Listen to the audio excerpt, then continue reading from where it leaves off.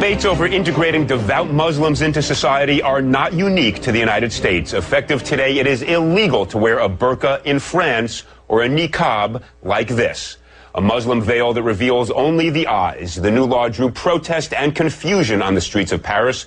Two women stepping out in their niqabs and drawing a crowd were arrested for staging an unauthorized protest. The French government has called the veils, and I quote, a new form of enslavement, end quote, not acceptable on its soil. Many Muslims are enraged, but not all.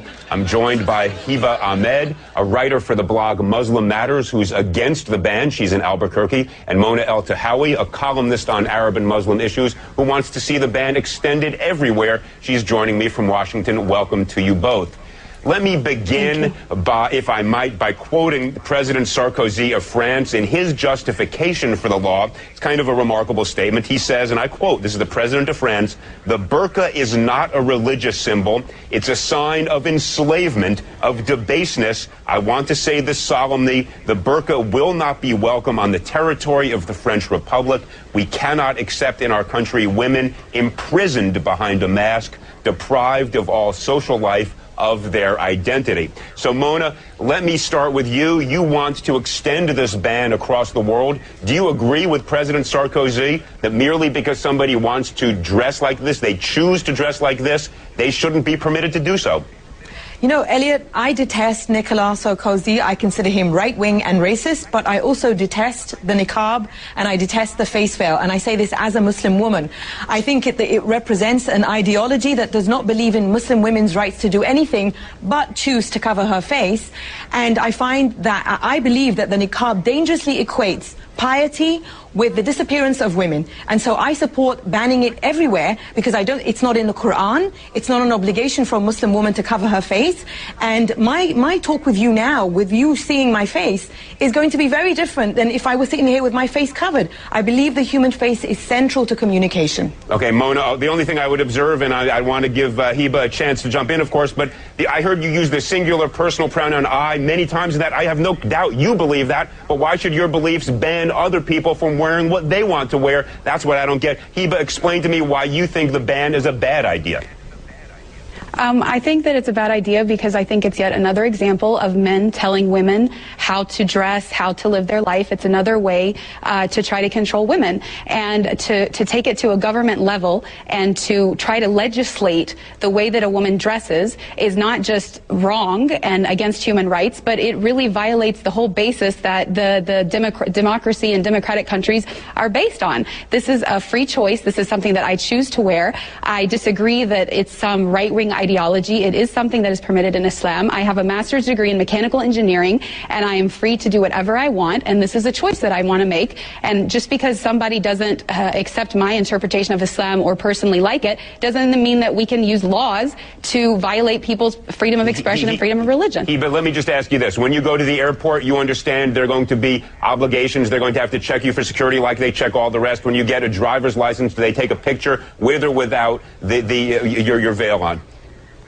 Absolutely. I want everyone to know that as a Muslim woman, as a Muslim in America, I am just as concerned about safety and security as everybody else, and I have no problem whatsoever accommodating any security issues that come about when I enter a bank, when I go to the airport, when I go to the DMV. I show my face, and actually in Islam, we are required to show our identity when we're in a court system giving testimony. This is absolutely something that is essential for the security and identification of people, but that doesn't mean that I should be banned completely from what I choose to do. Okay, Mona, let me jump in here. There are lots of types of dress that I look at and I don't like them. I think they're degrading. I think they're oppressive. Lots of things I see teenagers wearing that, I'm now viewed as old-fashioned by a lot of, my kids perhaps. I don't go around saying we should pass a law banning it. Isn't that fundamentally violative of the First Amendment? What possible reason can there be legally to say to somebody, you can't dress the way you want to dress? Actually, Elliot, the government does tell people how they can and can't dress all the time. You cannot walk outside naked.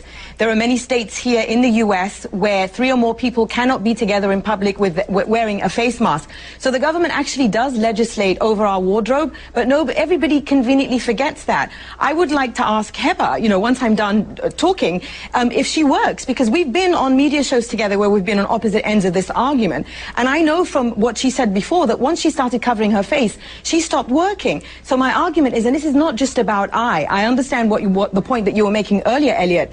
Feminist groups, many women's rights groups have made the point that what the niqab does in a society, especially for Muslim women, is that it creates a spectrum where that is the pinnacle of piety and that is the good Muslim woman. And so of course it affects me. In France, where this ban is going in effect, Muslim women's rights groups there support it because they find that Muslim women who live in the French housing projects have been put under tremendous pressure by the Muslim right wing to give into the niqab. And when they speak out, they are told, it's basically they become these political pawns. Yeah, that's why I said I oppose Sarkozy, but I oppose this on women, because what choice do women have besides covering their face? This ideology doesn't recognize Muslim women's rights. Mona, I just have to push you on one thing here. There are certain prohibitions on the way people dress, or you mentioned nudity, that don't dress, that are in fact imposed upon us by law, but none of them that I'm aware of relates to a specific religion and says if you are a devout member of a religion, you cannot dress in a way that is you are obligated to practice your religion, your choice of faith. Can you think of any example like that?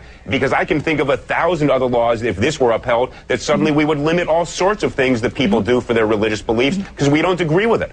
Wouldn't that be a very dangerous thing to do? See, this is, I think, where these right-wing interpretations of religion get a free pass, because everybody says, well, it's my religious obligation. It's my religious right to do this. Let's look really at what we're talking about here. We're talking about the disappearance of women justified in the name of them becoming closer to God. So the closer you want to become to God, the less of you, the more you disappear. But this Mona, is not I don't accepted by feel the that majority I of have Muslim disappeared schools of at thought. all. Well, one at a time. I completely disagree. Guys, one at a time. Habib, Hiba, excuse me, jump in. Tell us, has anybody forced you to do this? Is this something you're doing of your own free will?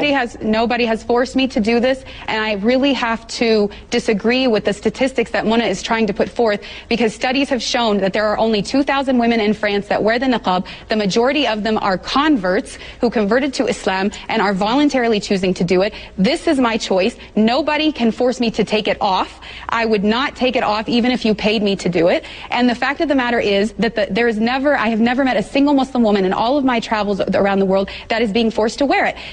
I understand Mona does not like it and does not want to wear it personally, but she keeps talking about her own feelings about it, and she wants to use the law to support it. If she wants a diversity in Islamic belief, then she has to accept my version just like she wants me to accept hers. Mona, let me ask you this question. Do you have any evidence to support your statement that women are forced to wear this? And let me ask you this. If women are being forced to do something they don't want to do, there is recourse other than banning this entire mode of dress that is chosen, as we just heard from Hiba, by people who do choose to wear it of their own free will. Well, you know, I lived in Saudi Arabia. Hiba says that she's traveled the world and she's never met a woman who's been forced to wear it. I lived in Saudi Arabia where millions of women are forced to cover their face.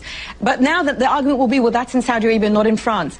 What choice does a woman have when she's told she will burn in hell if she doesn't cover every inch of her body? What kind of a choice is that? So, of course, these women who convert to this ideology... I've never heard anybody say that. The women who convert to this ideology, who are then told that this is how to be a good Muslim woman, to be close to God, to avoid hellfire, is there really a choice in that? And I believe when you have a law like this... You know, I told you, I detest Sarkozy. I consider him racist.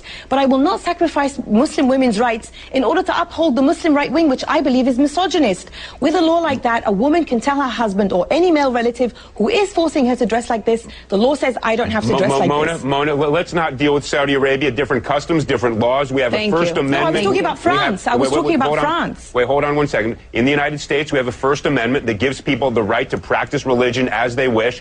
Do you not think that a law that in the United States that would ban this form of dress would violate the First Amendment permission to practice religion as each individual sees fit? Well, this comes back to religion again. Everything is allowed just because someone says it's their religious belief. You know what I think? No. Mona, you're going to jump in. Hold 1 second. It's banned or permitted until there is some compelling state interest on the other side, but it's got to be an overwhelming interest. What is the overwhelming interest that would justify us in banning a type of dress that people choose as a result of their religion? Well, all the reasons I just gave you, but I will repeat. I believe that this is genuinely harmful to Muslim women because it creates this pinnacle of piety in which a Muslim woman is told, this is the closest you can get to God, and she's disappeared. I'm no longer here. You don't even know who I am. The face is central to communication. And not just that, it objectifies women. The pinnacle of objectification. Look, I agree with much of what you're saying, but not as the matter of law. Hiba, you know, you get the last word. You haven't gotten a fair time on this one. Give it best 15 seconds you've got. Thank you. Basically, I want people to know that when I choose to cover this way, it's because I am fighting against a systematic oppression against women in which women's bodies are being sexualized and objectified. This is a different perspective and a different form of empowerment in which I think when I'm in public, my sexuality is in my control and people have to deal with my brain and who I really am and not judge me by my body. And if we want to really talk about the oppressive situation of women, let's talk about all of the eating disorders, all of the plastic surgery, all of the unhealthy diets that are being done, all in the name of having the perfect body. To me, this is liberating and this is empowering. Mona keeps saying, I believe, I believe, I believe. Well, we don't make laws based on what Mona believes or what anybody believes. All right, guys, it's based on whether or not. This is clearly not an issue we're going to resolve in the next 10 seconds. I want to thank you both, Hiba Ahmed and Mona Eltahawy. Clearly a passionate and important debate.